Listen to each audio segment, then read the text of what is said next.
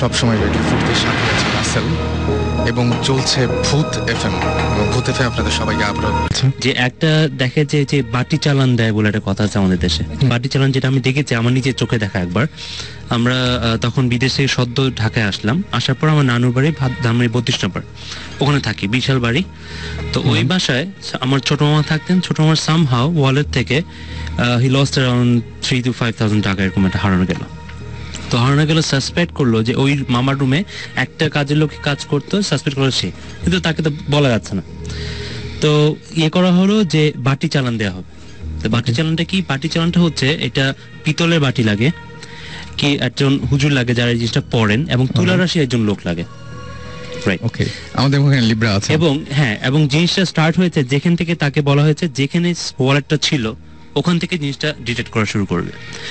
তো আমি জাস্ট এত মনে ছিলাম, আমি তখন ক্লাস মাত্র 6-7 পড়ি সম্ভবত। তো প্রথমে যখন ওই বাটি চালা যে লোকটা আসলো, সে তুলারাশি একজন লোক, ওই হুজুরের সাথে আসলেন। আসার পরে সে ওই বাটিটা ধরলো, বাটিটা ফ্লোরের উপর রাখা পিতলের একটা বাটি, সে চাপ দিয়ে ধরলো। কিছুটা বলার পরে সে ভান করলো, আমার কাছে যদি জিনিসটা বিশ্বাসযোগ্য মনে হয়নি, সে ভান করলো যে বাটিটা নিজে নিজে চলে যাচ্ছে, সে চাপ দিয়ে ধরার চেষ্টা করছে।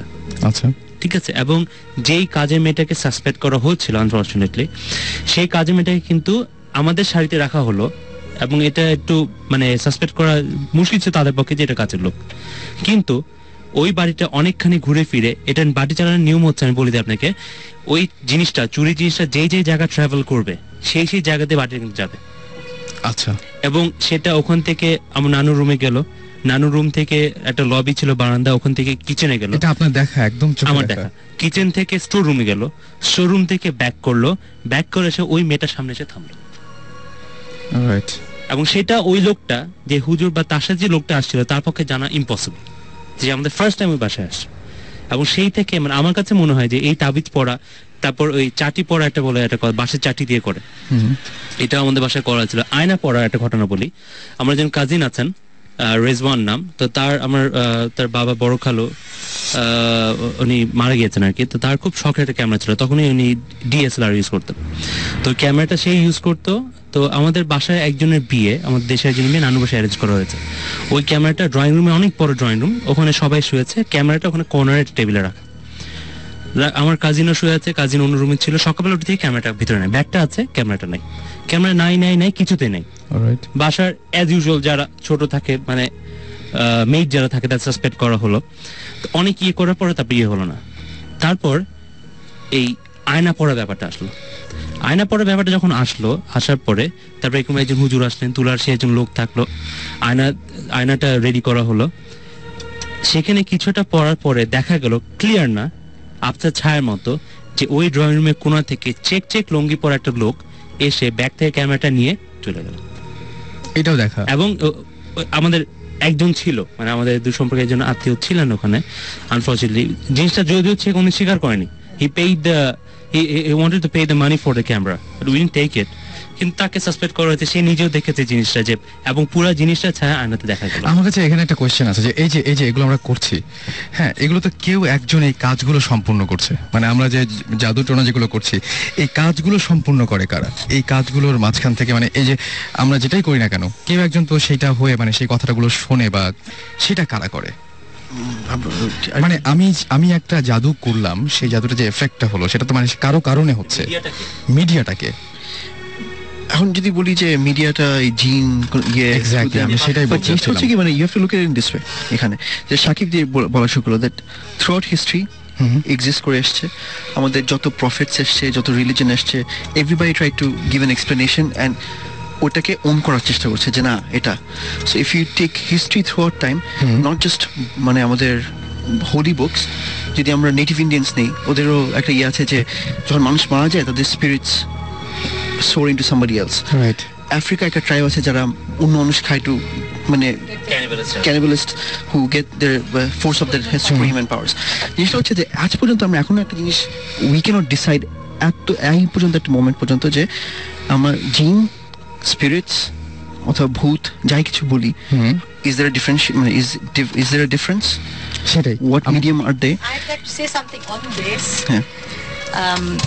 বেসিক্যালি আমরা like since we talking about religion and all that, আমাদের যেটা অবভিয়াসলি আমরা তো বিশ্বাস করি ইন দ্য বাইবেল, তোরা, এগুলো তো আমাদেরকে মুসলমান হিসেবে বিশ্বাস করতেই হবে।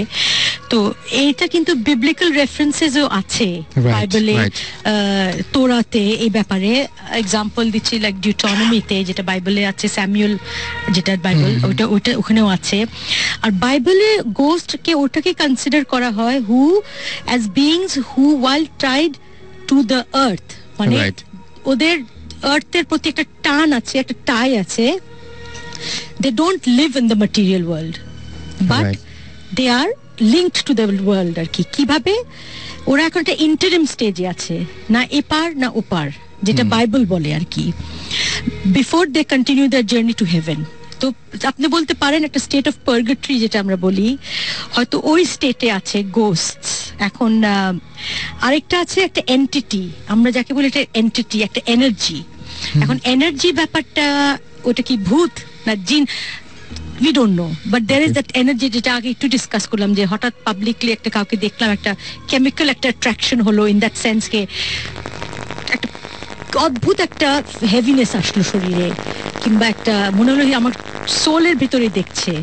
তো ওই যে ওই এনার্জিটা, all matter is composed of energy and either in the form of moving particles held within the confines of a solid state body or energy ওটা নিজেই একটা এন্টিটি।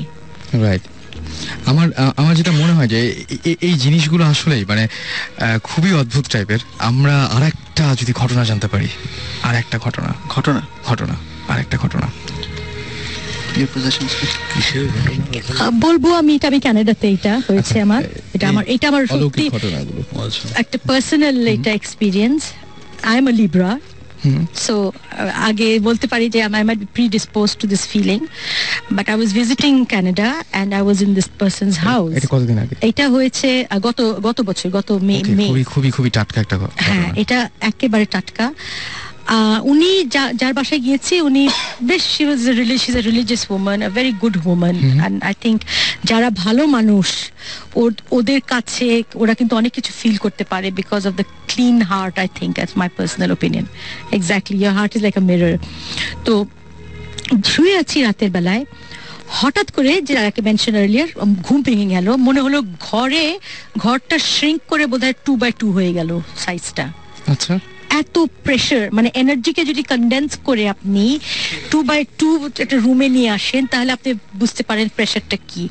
ওই প্রেশারের চোটে আমার ঘুম ভেঙে যায়। আচ্ছা, ঘুম ভেঙে যেয়ে আমি না, আই ফিল সামবডি স্ট্যান্ডিং আমার বিছানার পাশে।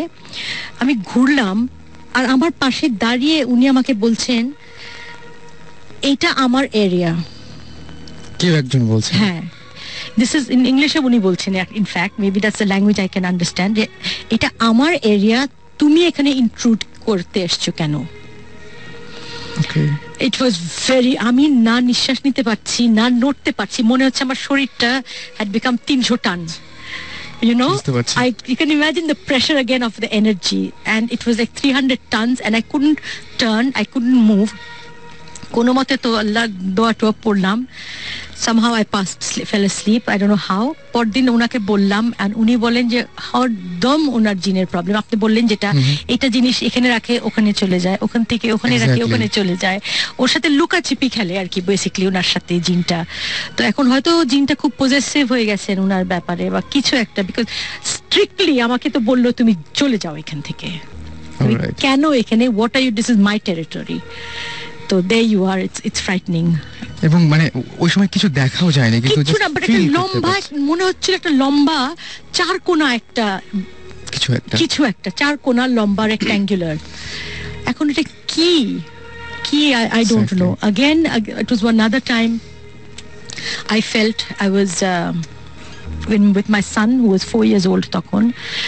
I was sleeping in my room and হঠাৎ করে দেখি আবার রাতের বেলায় ঘুম ভেঙে গেল, রুমটা দেখি একদম ভাগ হয়ে গেছে মাঝখান দিয়ে।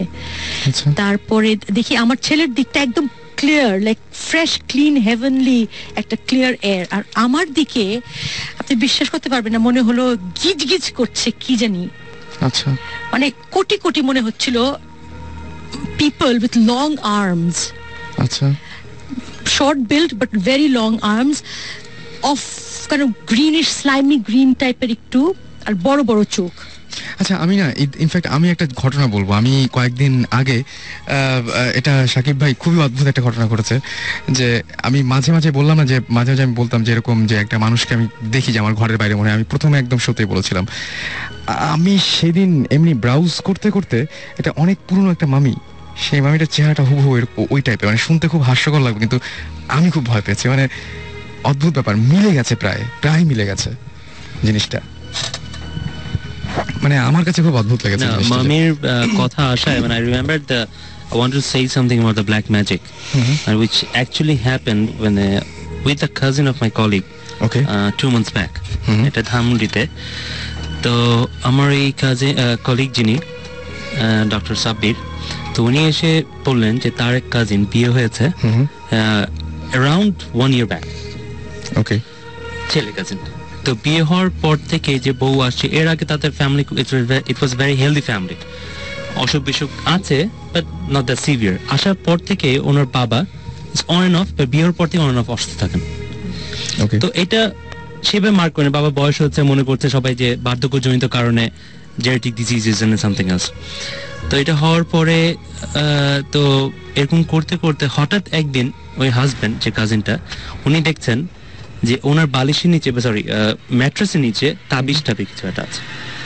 তো উনি স্বভাবতই, উনি এবং ওয়াইফ থাকেন, কাজের লোক কেউ এসে রাখবেন না, বাসার অন্য কেউ এসে রাখবেন না। সো তারপরে জিজ্ঞেস করুন ওয়াইফকে, তো ওয়াইফ পরে জানতে পারলেন যে এরকম তারা, ওয়াইফের যে ফ্যামিলি বিয়ে হয়েছে, তারা তাবিজ কবজে বিশ্বাসী আচ্ছা। ফ্যামিলিটা, and they keeps things like this. ভালো কথা। তবে এটা অনেক আন্ডারস্ট্যান্ডিং করার চেষ্টা করলো। এটা বিয়ে হওয়ার 4-5 মাস পরে এটা দেখা দিল। 1 বছর পর্যন্ত তারা আন্ডারস্ট্যান্ডিং করার চেষ্টা করলেন।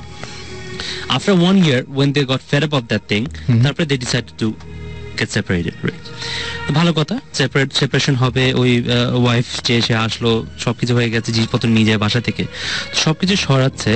ওই ভদ্রলোক, ওনার যে মা, উনি একটা কাপবোর্ডের উপর থেকে, একদম কাপবোর্ডের উপরে যে জায়গাটা থাকে, ওখান থেকে একটা box, it's just like a coffin, কিন্তু লেন্থ হবে 2 ফিটের মতো, 2 feet by 1 fit.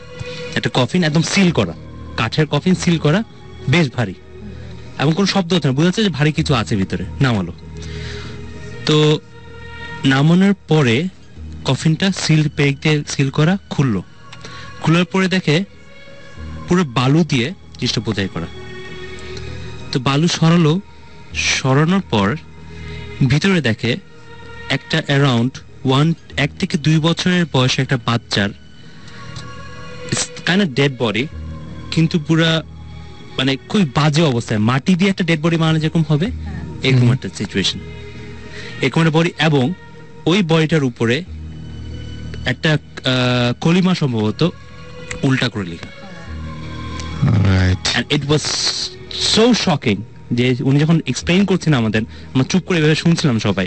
It's really shocking যে এরকম একটা জিনিস বাসার মধ্যে রেখে দিয়েছে, এবং সেটা ওই বাসা থেকেই আসছে। They believe in something. এবং এই যে আমরা ব্ল্যাক ম্যাজিক যেটা বললাম, যারা ব্ল্যাক ম্যাজিক করে তারা কিন্তু কোরআন উল্টা করে পড়ে, অ্যারাবিকটা উল্টা করে পড়ে, and which was written along those things. এটা তারা বুঝতে পারেনি, সূরাকে উল্টা করে এটা তারা বুঝতে পারেনি। পরদিন যখন তারা যে কি লেখাটা উদ্ধার করার জন্য, অ্যারাবিক তো আমরা নরমালি পড়ে অভ্যস্ত না, যারা কোরআন পড়ে দ্যাটস ডিফারেন্ট। এবং অ্যারাবিক কিন্তু মানে আমি অ্যারাবিক দেশে ছিলাম, তারা কিন্তু ওই যে ইয়েগুলো ইউজ করে না, জের জবর ইউজ করে না, জাস্ট ওয়ার্ডস গুলো।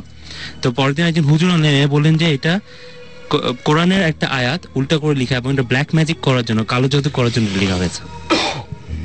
এটা ধানমন্ডির মধ্যে ঘটনা, এবং জাস্ট 4-5 মাস আগের ঘটনা।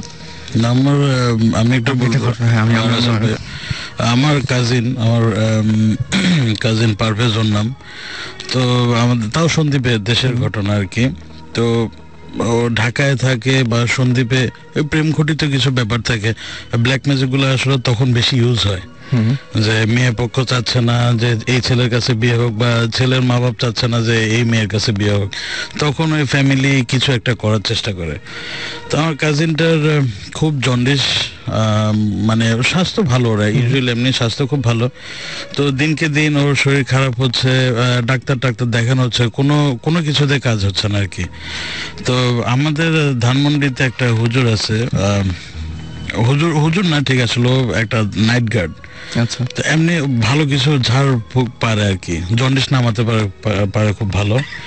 বোটানিক্যাল গার্ডেনে একটা গাছের একটা শিকড় আনে সে, তারপর দুধ দিয়ে এবং চুন টুন দিয়ে যায়, হ্যাঁ, গোসল করায়।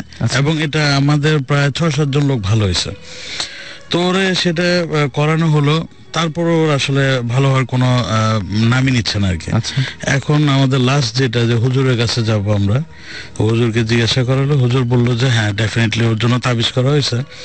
আগে আমি ব্ল্যাক ম্যাজিক শুনছি, ইংলিশ ছবি দেখি, হলিউডের ছবি দেখি, বা অনেক গল্প টল্প শুনি, বা আফ্রিকার ভুডু অনেক কাহিনী শুনি। আমি জিনভূত বিশ্বাস করি, কিন্তু এই জিনিসটা তো বিশ্বাস করতাম না আর কি, আসলে ওই ঘটনা না জানার পরে। ঘটনা কিন্তু ঢাকায়, যে ঢাকা থেকে হুজুর বলতেছে যে বাড়িটা অনেক বড় ছিল, চারিদিকে ঘুরে ঘুরে দেখছিলাম যে বাড়িটা আসলে কিরকম। তো দেখতে দেখতে আমি চিন্তা করলাম যে আচ্ছা বাড়ির ভিতরে কেউ থাকে কিনা, বা কেয়ারটেকার জাতীয় কেউ আছে কিনা, আমি তাকে একটু জিজ্ঞেস করে দেখি যায় বাড়িটার আসল কাহিনী কি। অনেকের কাছে তো অনেক কিছু শুনেছি, তো আমি অনেকক্ষণ ধরে খুঁজলাম যে কাউকে পাওয়া যায় কিনা বাইরে, যে আমি জিজ্ঞেস করবো। তো এলাকাটা খুবই নির্জন, ওখানে দিনের বেলা তো অনেক কম মানুষ যায়, রাত্রেবেলা তো কারো যাওয়ার প্রশ্নই ওঠে না, কারণ এলাকাটা খুবই নির্জন। তো যেটা হলো যে আমি ওই বাড়িটার আশেপাশে ঘুরতে ঘুরতে হঠাৎ করে আমি গেটের ওখানে এসে পড়ি। গেটের ওখানে এসে আমি ভাবছিলাম যে আমি গেটে নক করবো, যে ভিতরে ঢোকার জন্য, ভিতরে কেউ আছে কিনা আমি জানার জন্য।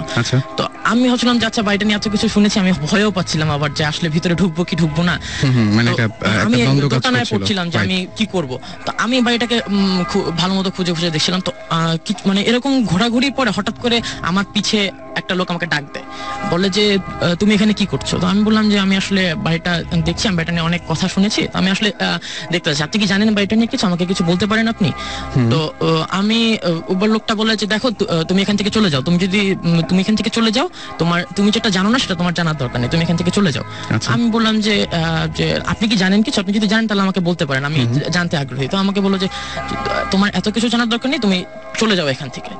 তো আমি কিছু দূর, তার কথা শুনে আমি কিছু দূর সামনে যাই, সামনে গিয়ে আমি একটা রিক্সা ডাক দিব যে আমি বাসায় যাবো, আমার বাসা খুবই কাছে। আমি রিক্সা ডাক দিতে যে আমি কি মনে করে আমি একটু পিছিয়ে ঘুরলাম, পিছিয়ে ঘুরে দেখি যে লোকটা নাই, মানে ওই এরিয়া থেকে, দৃশ্যসীমা থেকে বাইরে যাওয়ার কোনো প্রশ্নই ওঠে না, এবং এত তাড়াতাড়ি। কারণ মানে আমি যতটুকু আসছি আমি তো জানি, মানে ইট ওয়াজ লাইক 4 or 5 seconds। আমি খুবই ভয় পেয়েছিলাম। তো আমি ভয় পাই, আমি বললাম যাচ্ছে কই গেল, আমি আরেকটু সামনে আগায় গেলাম। যার পরে আমি দেখতেছি লোকটা নাই। তো আমি আবার হাঁটতে হাঁটতে আমি খেয়ালও করি না যে আমি গেটটার সামনে আবার এসে দাঁড়াইছি। তো দাঁড়ায় আমি জাস্ট দেখছি যে চারিদিকে কেউ আছে কিনা, মানে ওই লোকটা কোথায় গেল, মানে আমি বুঝতেছি না কোথায় গেল। তো ডাক্তার আমি অনেকক্ষণ দাঁড়ায় আছি, আমি কিছুক্ষণ পর বুঝলাম যে আমার পিছে কেউ দাঁড়ায় আছে। আমি জাস্ট বুঝে আমি ভাবলাম যে কি হচ্ছে আমি কি বুঝতেছি না, আমি খুবই ভয় পেয়ে গেছি। আমি জাস্ট টার্ন অ্যাবাউট, মানে আমি জাস্ট দেখলাম যে ওই লোকটা আবার বলে তুমি আবার এখানে আসছো, তোমাকে এখান থেকে চলে যেতে বললাম, তুমি আবার এখানে আসছো কেন। বললাম যে আপনি আমাকে বলেন, আমি তো কিছু দূর যে ঘুরে দেখলাম আপনি নাই, আপনি কোথায় চলে গেলেন। বলে যে আমি তোমাকে বলছি না, তুমি যেটা বুঝো না সেটা তোমার বোঝার দরকার নেই, তুমি এখান থেকে চলে যাও। আমি খুবই ভয় পেয়ে আমি তার সাথে সাথে আমি বাসায় এসে পড়ছি। ওই দিন আমি খুবই বেশি ভয় পেয়েছিলাম, এবং আমি সাথে সাথে ওকে ফোন করে বলছি যে দোস্ত এরকম একটা কাহিনী ঘটছে, তুই কালকে সকাল সকাল এখানে আসবি, আমি আবার যাবো, আমি দেখতে চাই এখানে কি আছে। আমি সকালবেলা আমি ওই বাড়িতে গেছি, কারণ ও ওই দিন খুব অসুস্থ ছিল। তো আমি ওই দিন সকালবেলা যে আমি ইন্টারেস্টিং আমি খুব একটা জিনিস দেখলাম, ওই বাড়িটার চারিদিকে আরবি লেখা ছিল। মানে মাজারে যেখানে বাইরে কোনো আরবি লেখা ছিল না, মাজারের ভিতরে আরবি লেখা ছিল, বাট ওই বাড়িটার চারিদিকে আরবি লেখা ছিল।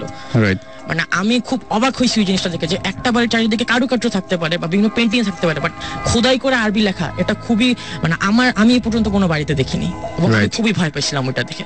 এবং পরে আমি ওইখানে আর কোনোদিন আমি যাইনি। ওকে, আমি একটা জিনিস বলবো এখানে, সাকিব ভাই ও বেশ সাহসিকতা দেখাচ্ছে। জীবন ভাই কি মনে হয় আপনার কাছে? ডেফিনেটলি অনেক সাহসিকতা, পরের দিন আবার যাওয়া সেই বাসাটায়, মানে কিউরিওসিটি। হ্যাঁ, ইটস লাইক কিউরিওসিটি যে হোয়াটস देयर, মানে কি জিনিসটা আসলে কি ওইখানে, you know the dangerous saying না, কিউরিওসিটি।